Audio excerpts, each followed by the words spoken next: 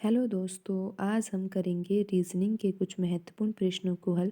दोस्तों, ये प्रश्न गत वर्षों में परीक्षाओं में पूछे गए प्रश्न हैं और इन प्रश्नों के अभ्यास के माध्यम से आप अपनी परीक्षा की तैयारी को बेहतर कर सकते हो।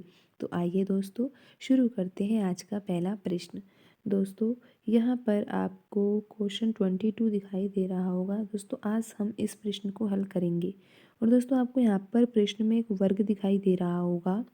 और दोस्तों, इस वर्ग में 9 खंड किए हुए हैं, ये भी आपको दिखाई दे रहे होंगे। और दोस्तों, यहाँ पर प्रत्येक खंड में एक एक संख्या लिखी हुई है और आपको यहाँ पर दिखाई दे रहा होगा प्रश्न चिन्ह। दोस्तों, यहाँ पर हमें ये पता लगाना है कि दिए गए ऑप्शनों में से यहाँ पर कौन सी संख्या आएगी। तो दोस्तों, इस संख्या का पता लगाने के लिए पहले तो हमें यहाँ पर ये समझना होगा कि बाकी जो संख्याएं लिखी हुई है वो किस पैटर्न से लिखी हुई है, किस आधार से ये संख्याएं लिखी हुई है। दोस्तों, जब हमें यहाँ पर वो पैटर्न समझ में आ जाएगा कि किस पैटर्न से ये संख्याएं लिखी हुई है, तो फिर हम आसानी से इस मिसिंग नंबर को भी ज्ञात कर लेंगे। तो दोस्तों, पहले हमें यहाँ पर दी गई संख्याओं के बीच में पैटर्न को समझना होगा, उन संबंधों को समझना होगा जो दी गई संख्याओं में दिया हुआ है।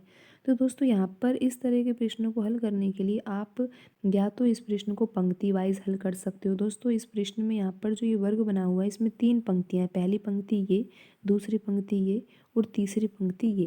दोस्तों, या तो आप इस प्रश्न को पंक्ति से हल कर सकते हो या फिर आपको इस प्रश्न को स्तंभ से हल करना होगा। तो दोस्तों, ये तो हमें पैटर्न समझना होगा यहाँ पर कि पंक्ति में पैटर्न लग रहा है या स्तंभ में पैटर्न लग रहा है। आइए दोस्तों, हम समझते हैं इस सवाल को कि किस तरीके से ये सवाल हल किया जा सकता है। दोस्तों, यहाँ पर आप देख सकते हो कि हम इस सवाल को दोस्तों पंक्ति वाइज हल करने का प्रयास करते हैं। दोस्तों, तो हम पहले पहली पंक्ति में देखते हैं कि ये जो 3 नंबर लिखे हुए हैं 9, 8, 36, इसमें क्या संबंध है, किस पैटर्न पर ये संख्याएं लिखी हुई है। तो दोस्तों, आप यहाँ पर देख पा रहे हो कि 9 और 36 में कुछ संबंध है। दोस्तों, जब 36 में हम 4 का भाग देंगे, दोस्तों किसका भाग देंगे, 4 का भाग देंगे किस में, 36 में, तो हमें 9 ही तो प्राप्त होगा। दोस्तों, बिल्कुल सही बात है। लेकिन दोस्तों, अब हमें ये देखना है कि ये 4 तो हमें प्राप्त हो गया है, लेकिन ये फिर 8 कहाँ से आ रहा है। दोस्तों, 8 इस तरीके से आ रहा है। दोस्तों, जब आप 4 में जो आपको ये 4 प्राप्त हुआ है ना, अगर आप इस 4 में 2 का गुणा करते हो तो दोस्तों आपको 8 प्राप्त हो रहा है। तो देखा दोस्तों, आपने पहले पंक्ति में कैसा पैटर्न लगाया है। दोस्तों, आपने ये देखा कि 36 में जब 9 का भाग दिया जाता है तो आपका भागफल 4 प्राप्त हो रहा है। दोस्तों, या फिर आप ऐसे सोच लो, 36 में 4 का भाग दिया जाता है तो आपको 9 भागफल प्राप्त हो रहा है। लेकिन दोस्तों, 4 का फिर 8 से क्या संबंध है। 4 में जब 2 का गुणा किया जा रहा है तो हमें 8 प्राप्त हो रहा है, यानी कि बीच वाली संख्या जो हमें प्राप्त हो रही है वो हमें ऐसे प्राप्त हो रही है, जो भागफल प्राप्त हो रहा है उसमें 2 का गुणा करने पर हमें बीच वाली संख्या प्राप्त हो रही है।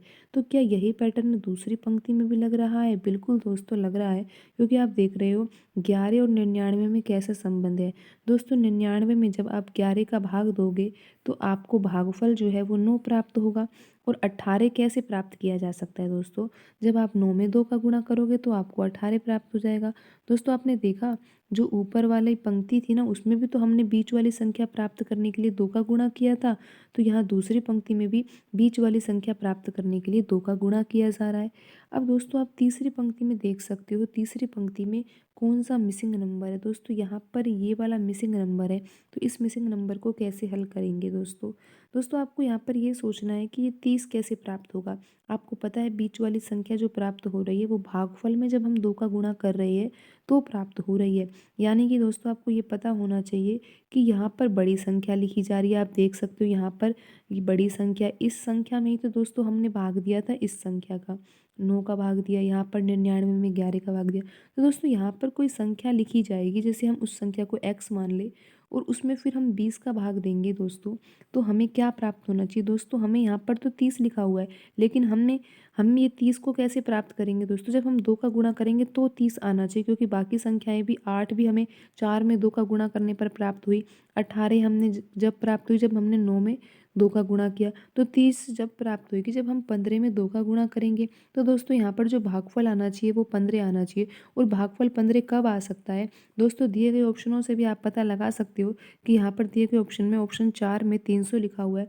दोस्तों अगर हम x की जगह 300 रख देते हैं और फिर 300 में यहाँ पर आप सोच सकते हो दोस्तों कि जो ये प्रश्न चिन्ह है इसके स्थान पर अगर हम 300 रख दें तो ये पैटर्न बिल्कुल सही अप्लाई हो रहा है। जब हम क्या करेंगे दोस्तों, 300 में हम 20 का भाग देंगे, 300 में 20 का भाग देने पर दोस्तों हमें क्या प्राप्त हो जाएगा, 0 से 0 कट जाएगी और 2 में जब 2 का भाग हम जब 30 में देंगे तो दोस्तों हमें 15 प्राप्त होगा और बीच वाली संख्या प्राप्त करने के लिए हमें 15 में 2 का गुणा करना होगा। 15 में 2 का गुणा करने पर हमें 30 प्राप्त हो जाएगा। तो दोस्तों समझे आप कि यहाँ पर कौन सी संख्या आएगी। दोस्तों यहाँ पर ऑप्शन 4 में दी गई जो 300 दे रखा है ना संख्या, वही हमारा सही आंसर होगा। तो दोस्तों आज की वीडियो में इतना ही, मिलते हैं अगली वीडियो में। धन्यवाद दोस्तों।